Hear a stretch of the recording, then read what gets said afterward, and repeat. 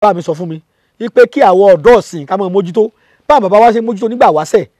àtọ̀sí òkú àtọ̀sí àwọn òyìnbó ń pè ní gonorrhea ṣé mọ̀ pé ẹni tí ó bá kọ́tọ̀sí rí ni àtọ̀sí máa ń pa ní ayé àtijọ́ àwọn bàbá ọ̀ka kó torí pé wọ́n fi ewé àti gbòówò àìsàn gbajúmọ̀ ni wọ́n máa ń pè ìwọ tó bá ti kó ńgbà náà ò tí ì ṣe gbajúmọ̀ àmọ́ tẹ́yìn bá ti tọ́mọ 40 ọdún yóò padà sáré yàn ọba fọ egbògi wò ọba fi oògùn èbó wò tí wọ́n bá fi egbògi wò tó bá padà kò ní lágbára tó bá pé egbò èbó ló fi wò iní ń fa ìsétọ̀ tọ́pọ̀ ní ìsìn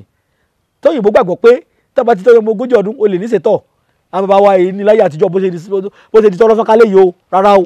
láyé àtijọ́ rárá o kọ̀kọ̀ báyìí o ká máa fi kíní bọ̀yàn ní ojú ara kó tó máa tọ̀ kọ̀kọ̀ báyìí ní ayé àtijọ́ o torí pé wọ́n lo oògùn òkú àtọ̀sí láyé àtijọ́ tí wọ́n bá ti jẹ kàtà l'Ógbómọ̀ṣọ́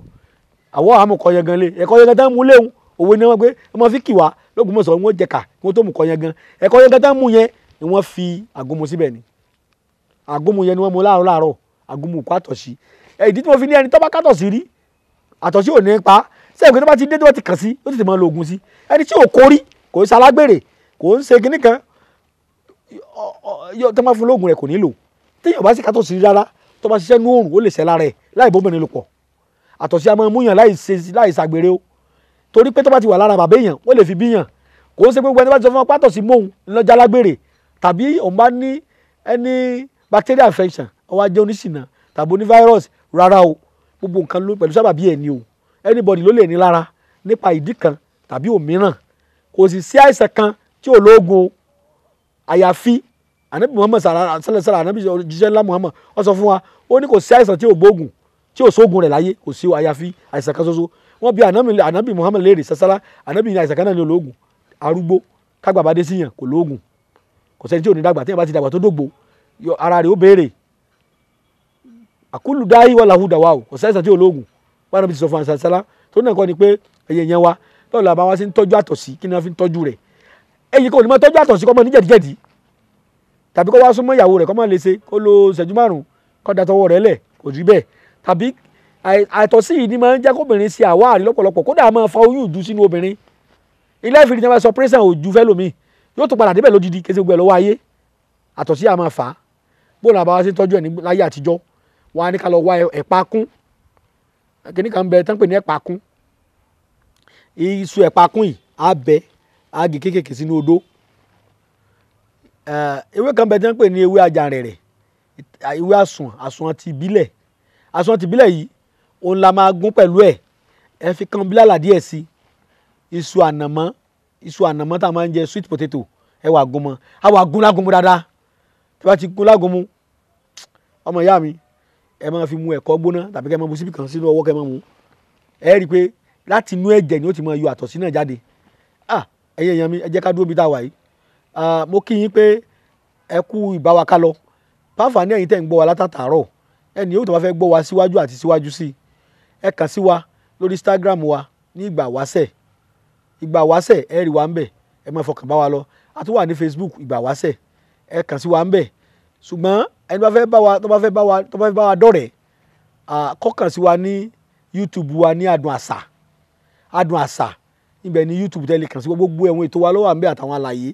tí à ń ṣe ìlẹ́kùnrẹ́rẹ́ tí ò sáfikún tí ò sí àyọkúrò ń bẹ̀ orúkọ tèmi lẹ́ẹ̀kan sí èmi ni ọmọ yín Alhaji Dr. Suleiman Lawal Ẹgbẹ̀jì gbogbo ìlú Ògbómọ̀ṣọ́ mo sọ fún yín pé tẹ́ bá fẹ́ rí mi ẹni tó bá ń bọ̀ wá kó kàn sí mi ní Ògbómọ̀ṣọ́ tẹ́ bá ti bọ́lẹ̀ ní gáràjì kàkí sọ́lọ́kadà kan kẹ́lẹ́ lọ sí ọ̀dọ̀ Alhaji Dr. Suleiman Lawal Ẹgbẹ̀jì l'Ògbómọ̀ṣọ́ ọlọ́kadà ó gbé ọdọ́dọ̀ mi mo wà nílàkà òkété ní baálẹ̀ jẹ́rù nílé alága l'Ògbómọ̀ṣọ́ ẹ bá fẹ́ rí wa ní Èkó ọ́fíìsì wa wà ní Abraham Adesanya shopping complex number 58 ní Onípáànù nílùú Èkó a wà ní Ìlọrin ní Ọlọ́runṣògo area ẹni tó bá fẹ́ rí wa kó kàn sí wa pẹ̀lú ògo Ọlọ́run yóò bá wa a sọ fún yín nílé iṣẹ́ wa àwọn tó ti jáde ń bẹ̀ tí Ọlọ́run ń lò wá fún a ṣe àwọn egbògi àkànṣe egbògi ni kò sí egbògi tí a bá ní kò sẹ́lẹ́gbẹ́ irọ́ lápá kò sí egbògi tí ò sẹ́gbẹ́ kò séèyàn tí ò sẹ́gbẹ́ rẹ̀ ṣùgbọ́n ó ju àwọn akẹgbẹ́ rẹ̀ lọ ni ó tayọ ju àwọn akẹgbẹ́ rẹ̀ lọ a pè oògùn náà ní àlùjó àtẹ̀kánlẹ̀ gbàngbàngbà àlùjó gángan ó wà lólómi ó wà ní oní ọtí èbó ìwọ tó bá mọ ọtí mu tó ń sojú fírífírí ọtí rẹ̀ ọ̀pọ̀ bí 15% péré náà lọ́ra wà ń bẹ̀ tó bá ti dájẹ́ báyìí ó lè sọkọ ìyàwó rẹ̀ dalẹ̀ ó lè kò ní rẹ̀ ọ́ kejì pé wàá jí láàárọ̀ kejì àárọ̀ tó mú wá ro n tó lè wá tó tí wọ́n ń fa àìsàn kọkùnrin má lè ṣe bí obìnrin dáadáa kọkùnrin má lè ṣe ọkùnrin dáadáa kọ́ni lọ́dọ̀ aya rẹ̀ n tó lè tọ́jú àìsàn yẹn tó wà lára rẹ̀ kì í ṣe pé ń fún ọkùnrin lágbára àbókun lásán tí ò ní jọ́ rẹ̀ kì í ṣe bẹ́ẹ̀ kì í ṣe pé bóyá tó máa ń ṣiṣẹ́ lọ́wọ́ kò ní lè tètè máa dìde ńlẹ̀ nìkan yóò ṣe lẹ́kùnrẹ́rẹ́ ní tí wàá ń fa ìkùdìẹ̀kùdìẹ̀ tí ń fà lágọ̀ọ́ ara èèyàn egbògi yìí mójútó ń dènà yìí sì mójútó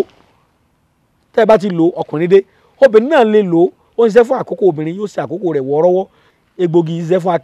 akéèrí ni pé kò ní jẹ́ kí ara obìnrin náà gbé dáadáa ní tí ń di ọmọ lára obìnrin kò ní sí tó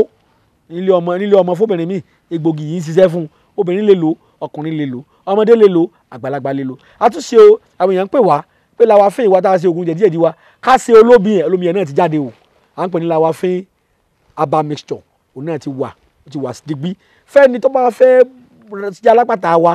tàbí ọ̀fẹ́ níbi tó wà kó pè wá sórí ẹ̀rọ ìbánisọ̀rọ̀ wa kó bá fẹ́ ṣe alápàtà wa á lè ṣàlàyé bá a ti máa ń ṣe bí ó ṣe dọ́dọ̀ rẹ̀ àjọsọ lẹ́kùnrẹ́rẹ́ orí aago tẹ́lẹ̀ pè wá sí òní 080 335 80664 080 335 80664 Zain nọ́mbà mi ní 080 20 40 59